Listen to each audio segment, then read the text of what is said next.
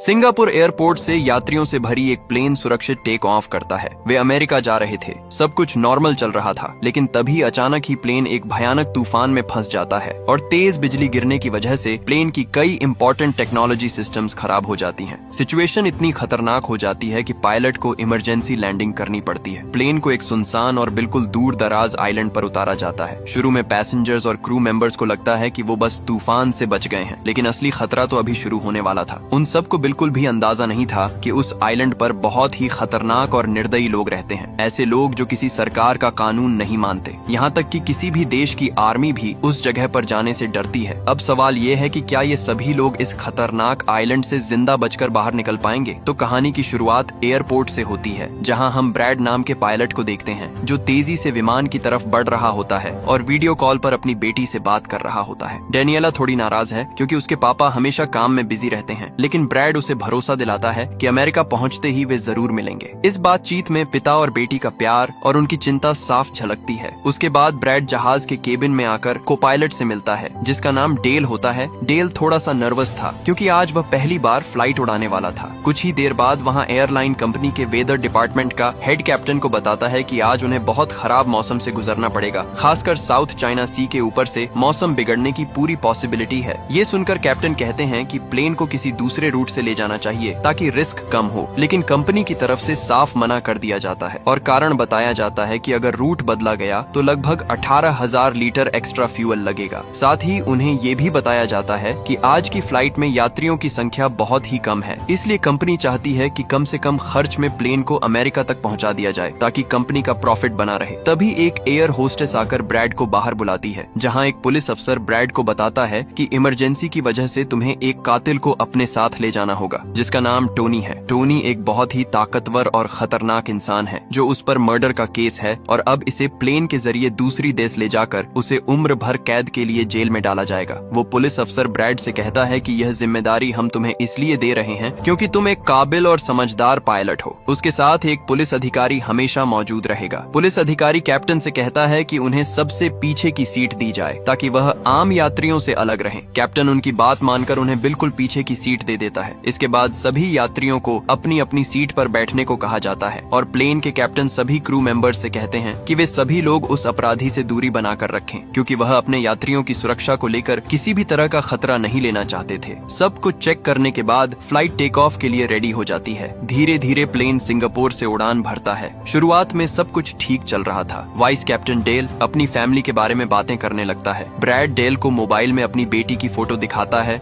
और कहता है कि मैं अपनी बेटी से बहुत प्यार करता हूँ और काम की वजह से हम लोग एक साथ नहीं रहते। मेरी बेटी अमेरिका ही में रहती और आज हम उनसे मिलने वाले हैं। तभी डेल कहता है, आपके वाइफ और बेटी से दूर रहना काफी मुश्किल होता होगा ना? लेकिन ब्रैड कहता है कि मेरी वाइफ 3 साल पहले इस दुनिया से जा चुकी है। यहाँ ब्रैड थोड़ा इमोशनल हो जाता है और कहता है, हमारा इस दुनिया में एक दूसरे के अलावा और कोई भी नहीं है। दूसरी तरफ जहाज में बैठे पैसेंजर्स सफर को एंजॉय कर रहे होते हैं, लेकिन उन्हें पता नहीं था कि कुछ देर बाद उनके साथ बहुत ही बुरा होने वाला है। केबिन में बैठे दोनों पायलट्स भी बहुत खुश थे और जहाज भी नॉर्मल तरीके से फ्लाई कर रहा था, लेकिन तभी अचानक मौसम खराब हो जाता है और जहाज हल्के से झटके लेने लगा, जिस वजह से ब्रैड परेशान हो जाता है क्योंकि उसे कुछ ठीक नहीं लग रहा था। वह सभी पैसेंजर्स को सीट बेल्ट बांधने के लिए अनाउंस करता है और रेडियो के जरिए वह कंट्रोल टावर से बात करने की कोशिश करता है, पर उसकी बात नहीं हो पाती क्योंकि मौसम खराब होने की वजह से यहाँ के सारे रेडियोज काम करना बंद कर देते हैं। तभी अचानक बिजली का तेज झटका प्लेन से आकर लगता है, जिस वजह से प्लेन जोर जोर से झटके लेने लगता है। ब्रैड पैसेंजर्स का हाल देखने के लिए केबिन से बाहर जाता है। पैसेंजर्स को देखकर ब्रैड को थोड़ा बहुत सुकून मिल जाता है क्योंकि सभी पैसेंजर्स सेफ थे। पर यहाँ अब धीरे धीरे लाइट बंद होती जा रही थी और तभी प्लेन को कई और झटके लगते हैं, जिससे ब्रैड का सिर सामने छत से टकराकर नीचे गिर जाता है और उसके माथे पर चोट लग जाती है। इन हालात को देखते हुए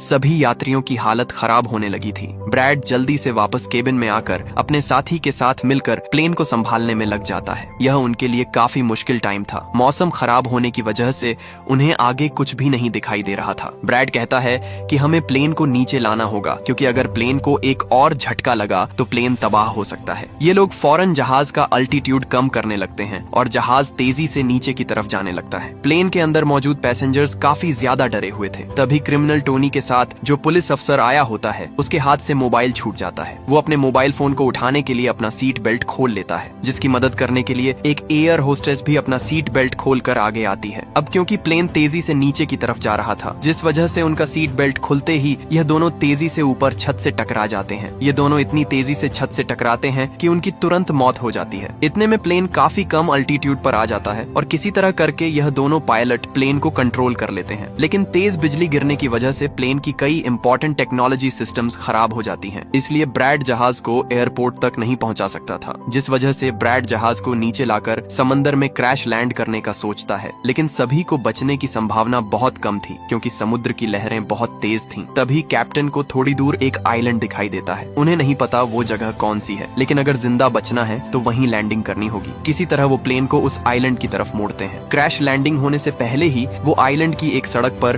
बहुत सावधानी से प्लेन को सेफली लैंड करा देते हैं। लेकिन इंजन बहुत ज्यादा गर्म हो चुका था, जो कभी भी प्लेन में ब्लास्ट हो सकता था। इसलिए ब्रैड सभी यात्रियों को जल्दी जल्दी प्लेन से नीचे उतार दिया जाता है। इस हादसे में 2 लोगों की मौत हो जाती है। एक वह पुलिस अधिकारी था और दूसरा प्लेन का एक क्रू मेंबर। दूसरी तरफ न्यूयॉर्क में एयरलाइन कंपनी के हेडक्वार्टर में कंपनी के मालिक टैरी को जैसे ही खबर मिलती है, वह तुरंत एक मीटिंग बुलाते हैं। उन्हें पता चलता है कि प्लेन सिंगापुर से उड़ान भरने के बाद फिलीपींस के किसी इलाके में गायब हो गया है, लेकिन सही लोकेशन किसी को भी नहीं पता थी। इसलिए टैरी डेविड नाम के एक स्पेशल रेस्क्यू ऑफिसर को बुलाते हैं और प्लेन को ढूंढने और यात्रियों को बचाने की जिम्मेदारी उसे दी जाती है। इतने खतरनाक और खराब मौसम में प्लेन को भेजे जाने पर वह भी हैरान होता है और कहता है कि तूफान इतना खतरनाक है, फिर भी किस गधे ने परमिशन दिया उसको। तभी वीडियो कॉल के जरिए प्रोटोकॉल से बात होता है तो वह कहता कि ये एयरलाइन प्रोटोकॉल है, पैसेंजर्स कम था तो इसलिए सबसे अच्छा रास्ता वही था, मुझे लगा कि वे लोग निकल जाएगा। तब डेविड कहता, आपको लगा आप कोई वेदर मास्टर हो क्या? वैसे अपने कितने फ्यूल बचा लिया? तो वह कहता है कि 12,000 लीटर। तभी डेविड कहता है, अगर उन्हें कुछ हुआ तो 10 गुना देना पड़ेगा। उसके बाद वह बिना समय गवाए रेस्क्यू ऑपरेशन शुरू कर देता है, क्योंकि हर एक मिनट उसके लिए बहुत कीमती था। प्लेन फिलीपींस के पश्चिम के उस इलाके में गायब हुआ था जहां आतंकवादियों का राज चलता है। अगर वहां के लोग यात्रियों को बंधक बना लेते तो उनका जिंदा बचकर लौटना बहुत मुश्किल होगा। इसलिए रेस्क्यू ऑफिसर डेविड ने 4 लोगों की एक स्पेशल टीम तैयार करता है। वे अपने साथ आधुनिक हथियार और काफी ज्यादा पैसे लेकर निकलते हैं। दूसरी तरफ उस आइलैंड पर सभी यात्रियों के बीच अभी भी डर का माहौल था, क्योंकि वहाँ कोई मोबाइल सिग्नल नहीं था। प्लेन के कम्युनिकेशन डिवाइस और रेडियो भी पूरी तरह खराब हो चुके थे। उनका संपर्क पूरी तरह टूट चुका था। अब यहाँ से वे सुरक्षित बचकर लौट पाएंगे या नहीं, इसे लेकर सभी यात्रियों के मन में कई सवाल उठ रहे थे। ब्रैड सभी पैसेंजर्स को इकट्ठा करके समझाता है कि इमरजेंसी की वजह से हमें यहाँ उतरना पड़ा। प्लेन में अभी भी थोड़ी बहुत बिजली मौजूद है, जिसे हम बाकी चीजों को ठीक कर लेंगे। तब तक आप लोग यहाँ आराम और शांति से रहें और आप लोग घबराइएगा नहीं, बहुत जल्द हम यहाँ से निकल जाएंगे। जिसके बाद ब्रैड प्लेन के पास आकर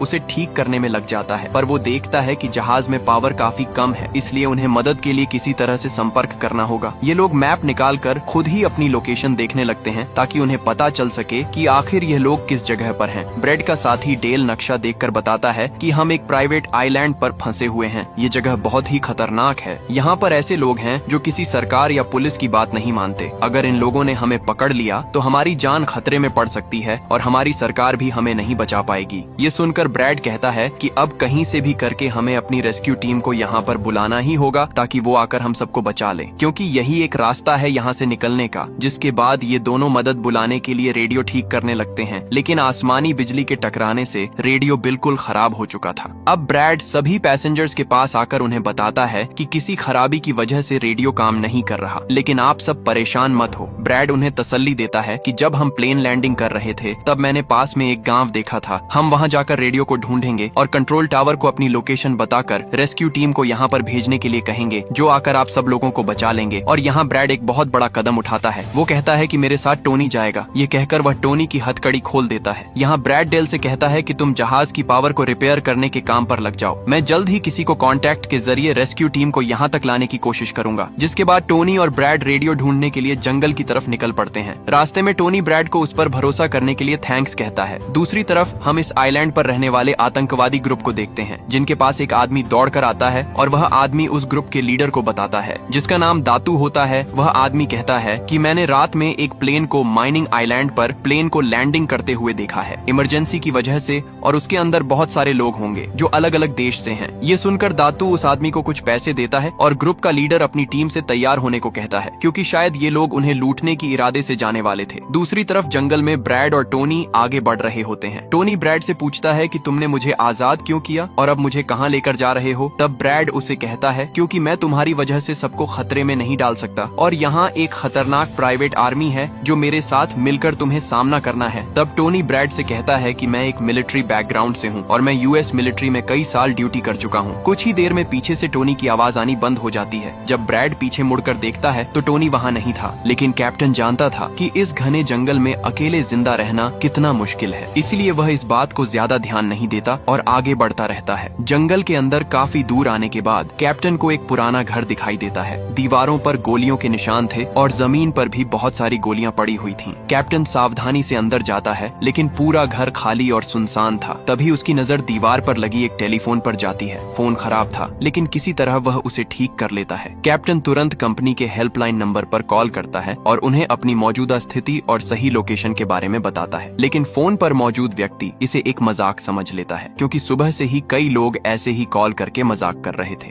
इसलिए वह कॉल काट देता है। अब ब्रैड के पास कोई और रास्ता नहीं बचता। वह अपनी बेटी को फोन करता है और उसे पूरी बात अच्छे से समझाकर वह अपनी बेटी से कहता है कि इस खबर को तुरंत एयरलाइन कंपनी तक पहुंचा दे। बात करते करते अचानक पीछे से एक आदमी उस पर हमला कर देता है। दोनों के बीच हाथापाई शुरू हो जाती है। काफी देर तक लड़ाई चलती है, लेकिन किसी तरह ब्रैड उसे मार देता है। तभी 2 गोलियों की आवाज आती है और एक आदमी उसकी तरफ बढ़ता हुआ दिखाई देता है। ब्रैड तुरंत टेबल के पीछे छुप जाता है, लेकिन वह कोई और नहीं बल्कि टोनी था। उसने बाहर 2 आतंकवादियों को मार गिराया था और कैप्टन को बचाने के लिए अंदर आया था, क्योंकि वह भागकर जाता भी तो कहां। इस द्वीप के चारों तरफ सिर्फ पानी ही पानी है और चारों तरफ घना जंगल था। टोनी ब्रैड की सुरक्षा के लिए उसे एक बंदूक देता है और थोड़ा पानी पीने को कहता है। खुद को संभालते हुए ब्रैड सीढ़ियों से नीचे उतरता है। वहाँ वह एक अजीब चीज देखता है। एक कमरे में वीडियो कैमरे लगे हुए थे और सामने खून के निशान थे। वहाँ अलग अलग देशों के पासपोर्ट भी पड़े थे। जब वे कैमरे में रिकॉर्ड की गई वीडियो देखते हैं तो हैरान रह जाते हैं। ये आतंकवादी अलग अलग देशों के लोगों को इस आइलैंड पर पकड़ कर रखते हैं, फिर पैसों के बदले उन्हें छोड़ते हैं और अगर पैसा न मिले तो बेरहमी से मार देते हैं। ये सब समझते ही ब्रैड और टोनी बाहर खड़ी एक गाड़ी लेकर तेजी से अपने प्लेन की तरफ निकल पड़ते हैं। उधर सभी पैसेंजर्स ब्रेड के इंतजार में बैठे हुए होते हैं कि ब्रेड जल्द ही उनके लिए मदद लेकर आ जाएगा। तभी उन्हें किसी गाड़ी की आवाज आती है। गाड़ी की आवाज सुनकर यह लोग खुश हो जाते हैं और यह लोग समझते हैं कि ब्रैड उनके लिए रेस्क्यू टीम बुला लिया है। लेकिन यह रेस्क्यू टीम नहीं, बल्कि इस आइलैंड पर रहने वाले आतंकवादी थे। वह लोग गोलियां चलाकर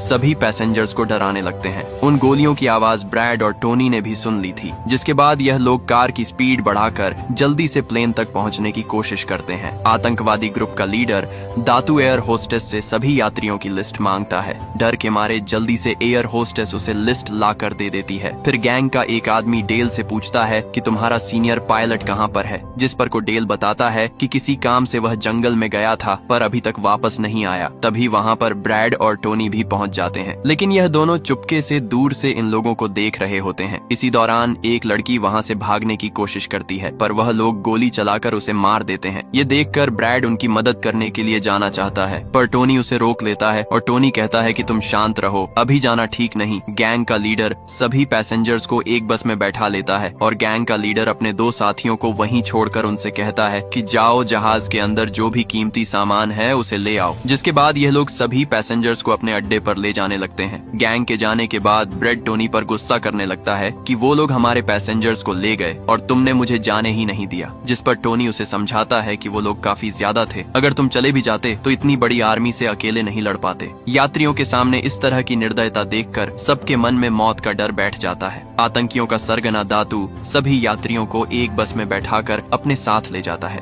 वहाँ 2 आतंकवादियों को छोड़ दिया जाता है ताकि वे यात्रियों का सामान इकट्ठा कर सकें। यही मौका देखकर ब्रैड और टोनी एक आतंकवादी को मार गिराते हैं और दूसरे आतंकवादी को बंदूक की नोक पर रखकर वे पूछताछ करते हैं कि यात्रियों को कहाँ ले जाया गया है। पहले तो वह कुछ बताने से मना करता है, लेकिन सख्ती से पूछने के बाद आखिरकार वह जगह की लोकेशन बता देता है। कैप्टन समय बर्बाद किए बिना प्लेन के कॉकपिट में जाकर अपनी यूनिफॉर्म पर उस जगह का पता लिख लेता है। इसके बाद वह उस बचे हुए आतंकवादी को भी मार देता है और उसकी जीप लेकर बताई गई लोकेशन की तरफ निकल पड़ता है। उधर न्यूयॉर्क कंट्रोल सेंटर में कंपनी के अधिकारियों को प्लेन की सही लोकेशन मिल जाती है। डेविड तुरंत वह लोकेशन अपनी 4 लोगों की स्पेशल फोर्स टीम को भेज देता है। इधर आइलैंड पर आतंकवादी सभी यात्रियों को एक सुनसान बस्ती में लाइन से खड़ा कर देते हैं। फिर वे उनका नाम और देश पूछकर एक वीडियो रिकॉर्ड करते हैं ताकि बाद में उनकी सरकारों से मोटी रकम की मांग कर सकें। उधर चारों स्पेशल फोर्स कमांडो प्लेन की लोकेशन पर पहुंच जाते हैं। न्यूयॉर्क में बैठे अधिकारी यह सब सीधे देख रहे थे। कमांडो पूरे इलाके की अच्छी तरह तलाशी लेते हैं, लेकिन उन्हें वहाँ कैप्टन ब्रैड का लिखा हुआ वह पता ही मिलता है, उसके अलावा कोई दिखाई नहीं देता। दूसरी तरफ टॉरेंस और लुइस आतंकवादियों की उसी बस्ती में पहुंच चुके होते हैं। चारों तरफ हथियारबंद लोग खड़े थे, आतंकवादियों की पहरेदारी करते हुए देखते हैं। वे बहुत ही सावधानी से 2 आतंकियों को मार देते हैं। उसके बाद वे दोनों आगे बढ़ते, जहां पैसेंजर्स को रखा गया था वहां बहुत सारे गार्ड लगे हुए थे। ये देखकर टोनी को काफी गुस्सा आ जाता है, इसीलिए वह वहां पर रखा हथौड़ा उठाकर एक एक करके सभी को मारता जाता है और ब्रैड एक आदमी से उनकी चाबी लेकर सभी को आजाद कर लेता। कैप्टन अपने सभी यात्रियों से कहता है कि उन्हें फिर से प्लेन के पास लौटना होगा, क्योंकि मैंने टेलीफोन के जरिए मदद के लिए मांगा लिया है। कुछ ही देर में रेस्क्यू टीम वहां पहुंच जाएगी। ये कहकर कैप्टन सभी यात्रियों को बस में बैठने के लिए कहता है, लेकिन बस चलने से पहले टोनी ब्रेड के पास आकर बताता है कि बाहर बहुत सारे गुंडे बंदूक ले खड़े हैं, जो हमें देखते ही हम पर गोलियां बरसाना शुरू कर देंगे। जब ब्रेड पैसेंजर्स की तरफ देखता है तो वह सभी बहुत ज्यादा डरे हुए होते हैं। अब यहाँ ब्रेड अपनी जान को खतरे में डालते हुए एक फैसला करता है और टोनी से कहता है कि मैं वहाँ पर मौजूद सभी आतंकवादियों का ध्यान भटकाऊंगा और तुम मौके का फायदा उठाते हुए सभी पैसेंजर्स को यहाँ से ले जाना। पहले तो टोनी ब्रेड को ऐसा करने से मना करता है, लेकिन वो कहता है कि ऐसा करने से वह लोग तुम्हें मार देंगे। लेकिन ब्रेड कहता है कि इसके अलावा हमारे पास और कोई दूसरा रास्ता भी नहीं है। ये सुनकर टोनी मान जाता है। ब्रेड वहाँ से निकलकर आतंकवादियों के पास आता है। वहाँ ब्रेड गैंग के लीडर से बात करता है कि मैंने हेल्प के लिए इन्फॉर्म कर दिया है, जल्द ही यहाँ पर रेस्क्यू टीम आ जाएगी, इसलिए सभी पैसेंजर्स को यहाँ से जाने दो। ये सुनकर सभी गैंग वाले ब्रेड पर हंस पड़ते हैं और ब्रेड को पीटने लग जाते हैं। गैंग का हेड कहता है कि ऐसे कैसे छोड़ दूं, पैसों के बिना मैं किसी को नहीं छोड़ता। और अब जैसे ही यह लोग ब्रेड को मारने वाले होते हैं, तभी वहाँ पर प्राइवेट रेस्क्यू टीम पहुंचकर आतंकवादियों पर हमला कर देती है और काफी देर तक गोलीबारी करने के बाद गैंग के कई सारे लोगों को मारकर वो ब्रेड को छुड़ा लेते हैं और ब्रेड को बस में उठाकर यहाँ से निकल जाते हैं। यहाँ गैंग का लीडर देखता है कि उसके कई सारे साथियों के साथ उसका छोटा भाई भी मारा गया। यह देखकर वह बहुत ज्यादा गुस्सा हो जाता है और कसम खाकर कहता है कि वो इन लोगों में से एक को भी नहीं छोड़ेगा और सभी को चुन चुन कर मारेगा। इसके बाद वह अपनी टीम से कहता है कि जल्दी से तैयारी कर लो, हम जल्द ही इन लोगों को मारने के लिए निकलेंगे। बस में प्राइवेट टीम का कैप्टन सभी को बताता है कि हम बस 5 लोगों की छोटी सी एक प्राइवेट टीम है, जो बस तुम्हें यहाँ बचाने के मिशन पर आए हैं और हम कोई रेस्क्यू टीम नहीं है। रेस्क्यू टीम को यहाँ आने में कुछ टाइम और लगेगा। ये सुनकर ब्रेड घबरा जाता है और कहता है कि हमारे पास टाइम नहीं है, क्योंकि गैंग वाले जल्द ही हमारे पीछे आएंगे और हमें देखते ही मार डालेंगे। पर मेरे पास एक आइडिया है। जहाज के पास पहुंचते ही ब्रेड सभी पैसेंजर्स से कहता है कि जहाज में पावर वापस आ चुकी है, यानी अब जहाज स्टार्ट हो जाएगा और हम लोग फौरन यहाँ से निकल जाएंगे। इसीलिए आप सब लोग जल्दी से जहाज में बैठ जाओ, क्योंकि हम रेस्क्यू टीम का इंतजार नहीं कर सकते। उन्हें यहाँ आने में वक्त लगेगा और अगर हम यहाँ रुके तो उन आतंकवादियों के हाथों मारे जाएंगे। ये सुनकर सारे लोग प्लेन में बैठ जाते हैं, जबकि ब्रेड प्लेन की तमाम चेकिंग करने में लग जाता है और प्राइवेट टीम के लोग पहले से आने वाले खतरे के लिए तैयार बैठ जाते हैं। तभी अचानक वो आतंकवादी ग्रुप आकर उन पर हमला कर देता है, जिन्हें देखकर प्राइवेट टीम उन्हें रोकने में लग जाती है और यहाँ दोनों तरफ से काफी गोलीबारी होती है। पर इस प्राइवेट टीम के पास काफी अच्छी गन्स थी, जिस वजह से वह बहुत सारे गुंडों को मार देते हैं। ब्रेड जल्दी से प्राइवेट टीम के लीडर को बताता है कि मैं अगले 5 मिनट के बाद जहाज को स्टार्ट करने वाला हूँ और तुम सब भी जल्दी से जहाज में चढ़ जाना। इसके बाद ब्रेड टोनी के पास जाता है और उसका शुक्रिया अदा करता है कि तुमने मेरे इतने मुश्किल वक्त में साथ दिया। ब्रेड खुद को गोलियों से बचाते हुए अंदर जहाज में आकर अपने केबिन में बैठ जाता है और अपने साथी को पायलट के साथ मिलकर प्लेन को स्टार्ट करने में लग जाता है। उधर टोनी के पास गोलियां खत्म हो जाती हैं और जब वह बुलेट्स ढूंढने के लिए प्राइवेट टीम का बैग चेक करता है तो उसे वहां पैसों से भरा हुआ एक बैग मिलता है। लेकिन इस वक्त टोनी पैसों को छोड़कर दूसरी बैग से गोलियां निकालकर दोबारा आतंकवादियों से लड़ने लगता है। यहाँ तब तक ब्रेड भी प्लेन को राइट साइड पर घुमा देता है। अब प्राइवेट टीम के सोल्जर्स भी एक एक करके जहाज में चढ़ने लगते हैं और टोनी उन्हें कवर फायर देता है। पावर आने की वजह से रेडियो भी काम करने लग जाता है। अब ब्रेड को प्लेन कंपनी का मालिक बताता है कि मैं तुम्हें कोई सुरक्षित जगह बता दूंगा जहां तुम जा सकते हो। अब सभी लोग जहाज में चढ़ जाते हैं, पर टोनी नहीं चढ़ता। वह पैसों से भरा बैग लेकर वहां से भागने लगता है, क्योंकि अगर वह इनके साथ प्लेन में वापस गया तो पुलिस वाले उसे फिर से पकड़कर जेल में डाल देंगे। दातू अपने साथियों को मरता हुआ देखकर गुस्से से पागल हो जाता है। वह प्लेन के सामने रॉकेट लॉन्चर लाकर उन्हें एक ही झटके में उड़ाने का कहता है, लेकिन सही टाइम पर टोनी उसे देख लेता है। अब टोनी जल्दी से बंदूक उठाकर उसे शूट करके मार देता है और सभी लोगों की जान बचा लेता है। ये देखकर ब्रेड टोनी के इस काम से बहुत खुश हो जाता है, लेकिन तभी दातू भी रॉकेट लॉन्चर से प्लेन को उड़ाने वाला ही था। ये देखकर ब्रैड अपनी पूरी ताकत लगाकर प्लेन को उसके ऊपर चढ़ाते हुए प्लेन को उड़ाने में कामयाब हो जाता है। यह देखकर टोनी सभी पैसेंजर्स और ब्रेड के लिए खुश होता है और पैसों का भरा हुआ बैग लेकर जंगल की तरफ भाग जाता है। ब्रेड जहाज को